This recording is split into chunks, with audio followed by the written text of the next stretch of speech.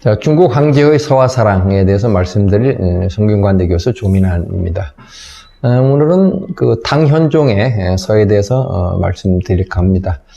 이 그림은 뭐 저번 시간에 잠깐 우리가 봤던 그 그림인데, 이소도라고 하는 인물이 이제 명황, 당현종입니다. 촉이라고 하는 곳으로 이제 행행한 그것을 그린 그림입니다. 사천이라고 하는, 우리가 사천 쪽에 이제 피난 간 이유는 이제 당시 이제 알록산 사사명이라고 하는 유명한 안사의 난이라고 하는 그런 난을 피해서 사천 쪽으로 가는 그런 과정인데, 이 안할 때 알록산은 뭐 아시는 분은 아시겠지만 또 양귀비와 또 어떤 로맨스의 또 주인공이기도 하죠. 그런데 이제 이런 알록산은 뭐 제가 뭐 들은 자료로 말하면은 이 배가 이 무릎이 닿을 정도로 배가 이렇게 축 처져 있다라고 합니다. 당현종이 하루는 그 뱃속에 뭐가 있느냐라고 하니까 황제를 위한 충성심이 가득 차 있었다라고 하는 또 그런 뭐 이야기가 있습니다. 어쨌든 이 알록산과 이제 양귀비는 뭐 또 서로 사랑하는 사이였다라는 뭐 그런 식의 기록들이 많습니다. 자, 당현종은 막 제가 저번 시간에 말씀드렸지만 굉장히 영민한 황제였는데, 나이가 들면 들수록 이제 양귀비의 사랑을 빠지고 그런 과정에서 이제 당나라가 상당히 혼란한 그런 시기로 접어듭니다. 그래서 이제 이 알록산 사사명과 같은 그런 난이 일어나고 그런 과정에서 이제 당태종은 그 난을 피해서 사천 쪽으로 가는 과정에서 이제 신하들이 바로 양귀비를 죽여라 라고 해서 결국 이제 양귀비가 죽임을 당하는, 그런데 이제 양귀비가 죽임을 당하는 그런 전후의 어떤 그 사정을 정말 아름다운 시어로 읊은 인물이 있습니다. 그게 바로 백거이, 우리가 흔히 백락천이라고 하죠. 백거이의 장한가, 길이 하나는 그런 것을 내가 읊은다라는 그 장한가의 그 장면이 아주 잘 나와 있습니다. 그래서 양귀비가 말 위에서 이 죽임을 당하면서 땅에 떨어지는 그 장면이 정말 아주 애절한 그런 어떤 시어로 이렇게 그려지고 있는 그런 것을 또 우리가 발견할 수가 있습니다.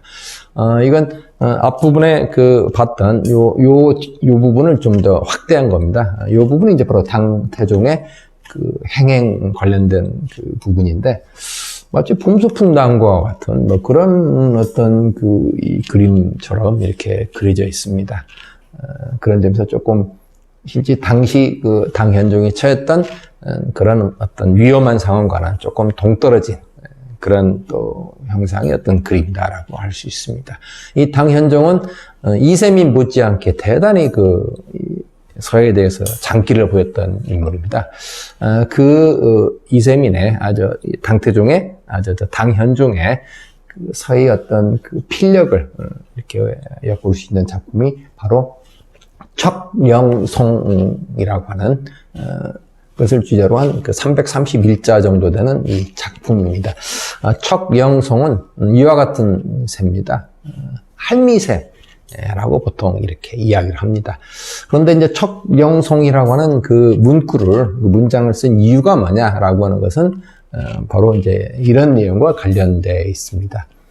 당현종 개원 7년, 서기 719년이라고 그렇게 하는 그 시절에 이 할미새 약 1,000마리가 궁중에 이렇게 날아오는 그런 현상이 벌어지는데, 그런데 이 할미새는 서로 형제 간의 우애를 돈독히 한다라는 그런 의미를 지닌 새라고 합니다.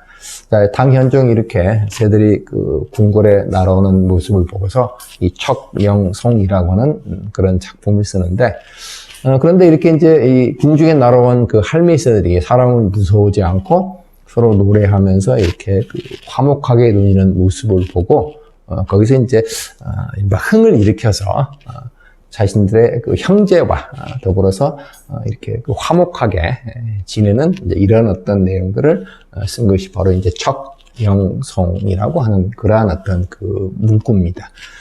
자, 그런데 이제 이런 척령송이라고 하는 이런 어떤 우화와 이후에 나중에 우리가 이제 휘종의 서학도 상서로운 학을 그린 그림, 이라고가 또 비교를 한번 해볼 또 필요가 있습니다. 어쨌든 당현종은 그 나름대로 이제 자신의 그 어떤 형제들과 서로 우애하고 돕는 그런 것들을 이제 표현한 것이 바로 이런 작품입니다. 오늘날 보면은 그냥 잘 쓴 글씨다 라고 그렇게 평가를 할 수 있는데, 그런데 이 작품은 나름대로 의미가 있는 그런 작품입니다. 자, 그 부분에 대해서는 이제 이런 식으로 우리가 이해를 할 수가 있습니다. 당현종 서에 대한 그 평가입니다. 자, 아주 성품이 영민하고 결단력이 있고 예술적으로 아주 뛰어났던 인물이고, 그 다음에 이제 음악의 소질이 있었고, 실제로 작곡도 했다라고 하는 그런 또 기록도 있습니다. 서의 어떤 팔분서에 대단히 뛰어났다라고 이렇게 평가를 하는데, 특히 이제, 좀 더 구체적으로 이제 풍골이 크고 아름답고, 그리고 이제 비각을 쓰는 글씨에 매우 탁월했다라고 이렇게 평가를 합니다. 자, 그래서 이제 그 문장 속에 담긴 사상은 마치 온천이 샘는 듯, 봉황을 토해낸 듯 웅장하다. 아주 최고의 찬사입니다. 마찬가지로 필세는 바다가 거대한 고래를 삼기는 듯한 이런 어떤 그 이미지를 이렇게 표현해내는 그런 점에서 힘이 있는 글씨라는 것이죠. 그러면 이제 우리가 이런 글씨를 누구와 비교해 볼 수 있느냐?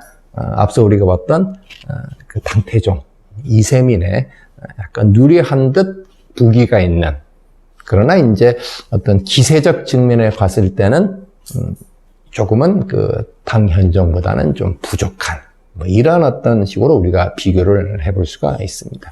그래서 지금 여기 보시는 이 척영송은 그냥 오늘날은 우리가 자주 볼 수 있는 그러한 어떤 그 글씨체인데, 그 당시 당이라고 하는 그 당나라 때 특히 법을 숭상했던, 우리가 보통 당나라 시대에서의 법을 숭상한 시대라고 합니다. 그런 법을 숭상했던 그 시대의 어떤 상황 속에서 이 작품을 비추어 본다라고 한다면은 상당히 그 나름대로 어떤 의미를 가진 그런 그 글씨다 라고 이렇게 이야기할 수가 있습니다. 역시 그 황제가 쓴 글이기 때문에 실질적으로 내가 글씨를 잘 쓰겠다라고는 그런 의식이 그다지 그런 것에 이렇게 별로 이렇게 신경 쓰지 않는 들립자입니다. 들립자. 이렇게 가볍게 쓰면서도 아주 때로는 경쾌한 듯한 그런 그 분놀림을 아주 자유자재로, 그러면서 전반적으로 이 필획이 좀 통통합니다. 그런 점에서 이제 상당한 어떤 그 기운이 넘치는, 좀 전문적으로 하면 그 양의 강함, 양강의 기가 좀 넘치는 그런 글씨라고 그렇게 할 수가 있습니다. 그러니까 오늘날의 입장에서 보시지 말고 그때 당이라고 하는 그 당대라고 하는 그런 어떤 이 시대에서 유행했던 어떤 서풍과 비교해 봤을 때는 아주 운걸찬 어떤 그런 글씨에 속한다라고 할 수가 있습니다. 오늘은 주로 당태종에 대해서, 당현종에 대해서 말씀을 드렸습니다.